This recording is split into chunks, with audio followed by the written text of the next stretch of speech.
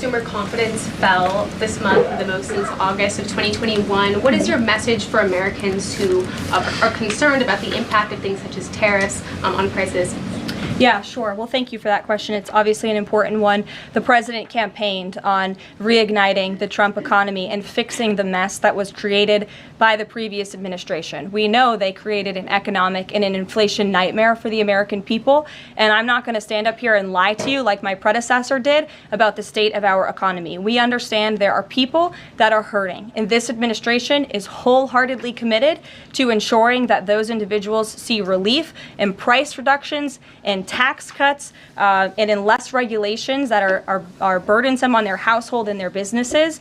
And the president and this entire administration are focused on that every day. I can go through the very long list of economic actions this president has taken. I know you work for Bloomberg, so I'm sure you're well aware of them, but I can assure the American people that the president is very much focused on bringing down the cost of living crisis in this country that was created by the previous administration. If I could just have a quick follow-up. Sure. Is the president planning on whipping any votes for support for the House budget vote? And if so, to whom is he making calls?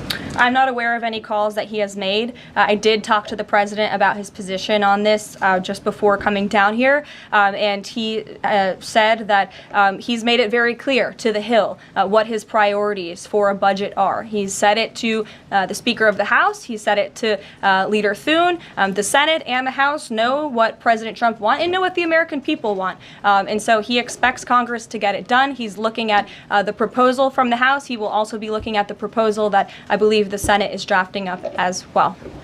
Sure. Thank you, Caroline. I have two questions. Does the United States, I'm sorry,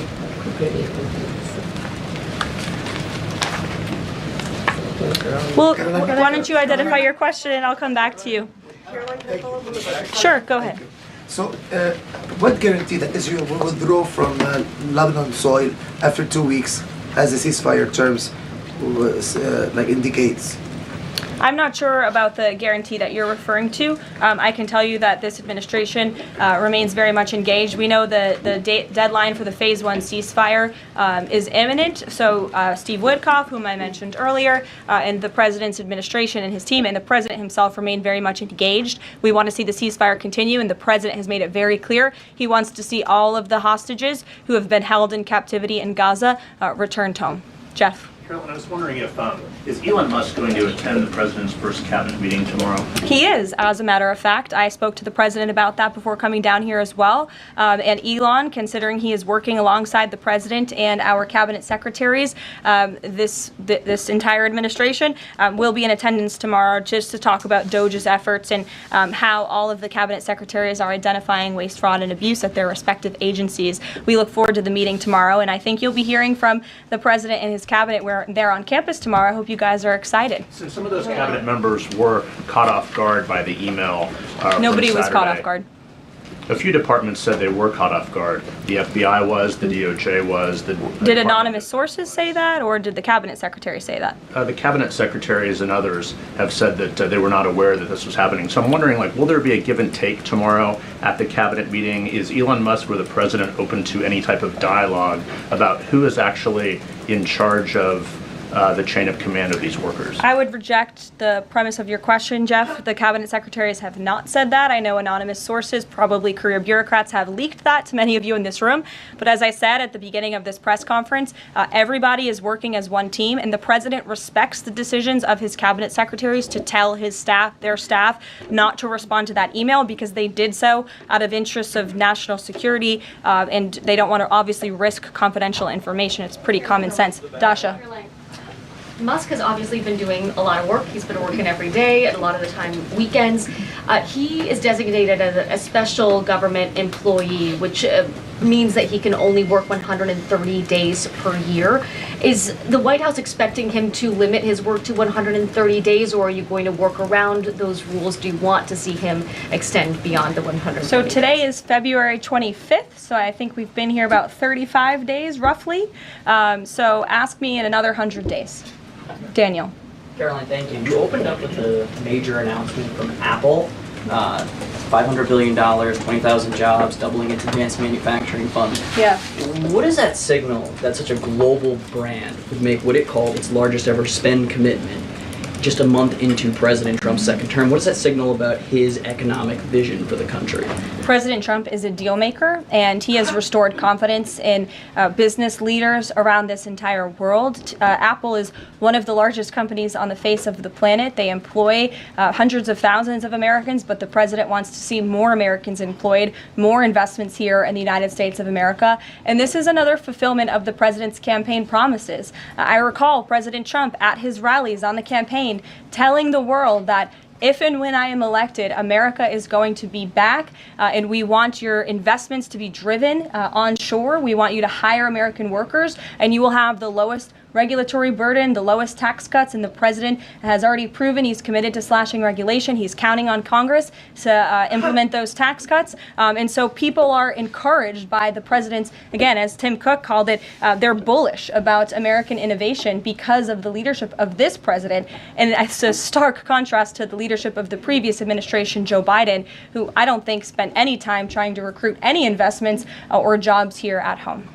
Mary. Thanks, John. We're hearing from some Republicans who are voicing concerns about how these cuts are being carried out. Congressman McCormick, a Republican from Georgia, tells us he's worried it's too rapid for real people to adapt to. And he says he's concerned that it could come off as discompassionate, in his words, that it could risk undercutting the strong message that he feels you're trying to send about the need to cut government waste. Well, I think that was one comment from one senator, and I think, as I cited in my opening remarks in the poll, the most important people are the American people, and 77% of Americans at home support a full investigation into the waste, fraud, and abuse that the federal government has been spending their tax dollars on. So that's the people the president cares about most, and that's why we're fulfilling this pledge. And again, it should come as no secret to anybody. The president campaigned on doing this. The president yesterday said if you don't respond to this email, you will be fired or semi-fired.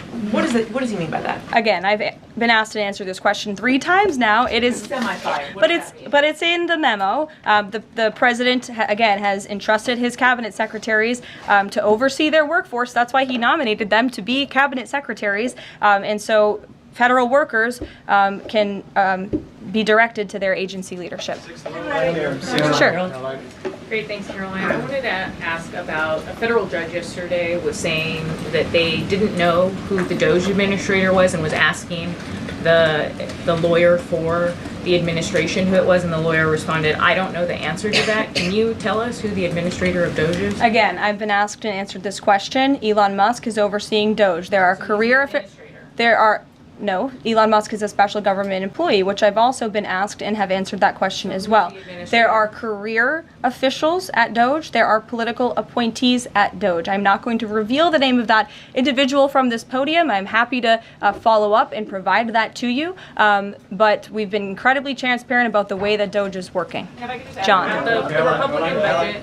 Thanks a lot, Caroline. Since your last briefing, there have been some personnel moves that have been announced by the president, and I wanted to ask you about them. One was the president replacing the chairman of the Joint Chiefs of Staff, General C.Q. Brown Jr. What was the reason for the president naming a replacement for General Brown? And then I'll follow up with another personnel announcement that's been made over the last few days. He thinks he's doing a bad job, and it's time for a shakeup at the Pentagon. They failed 7 audits in a row. The trust in our United States military amongst the war fighters is low. The president is shaking up the Pentagon and the Department of Defense, of course, with Secretary Hegseth leading, and he has the right to do that. It's actually quite common from administration to administration to do such a thing. The president, when he swore him in as the Chief of Staff for the Air Force, called him a great man and a great gentleman. Does he distance himself from the remarks that he made back in August of 2020? I think replacing him speaks for itself. And then James. There's one other one, if I'm sorry, thank you. On the FBI, the president also announced a new deputy director of the FBI, Dan Bongino. From what has been reported, and maybe this is not accurate reporting, you can tell me, the FBI director, Kash Patel, informed Republican senators that it would be an individual named as the deputy who was a special agent currently at the FBI, and of course Mr. Bongino is not. What was the reason for naming Mr. Bongino to this position? And was Mr.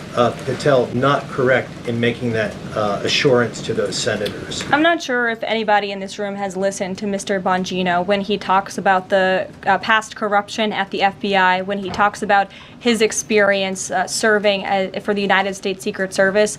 This is a man who loves his country and who has honorably served our country in ways that many people have not. He understands the depth of the corruption at these institutions, which the American people re-elected President Trump to shake up. And I think it's quite despicable to see many networks in this room who have had chyrons on their television screens labeling Mr. Bongino as a far-right podcaster. He is not. He is a former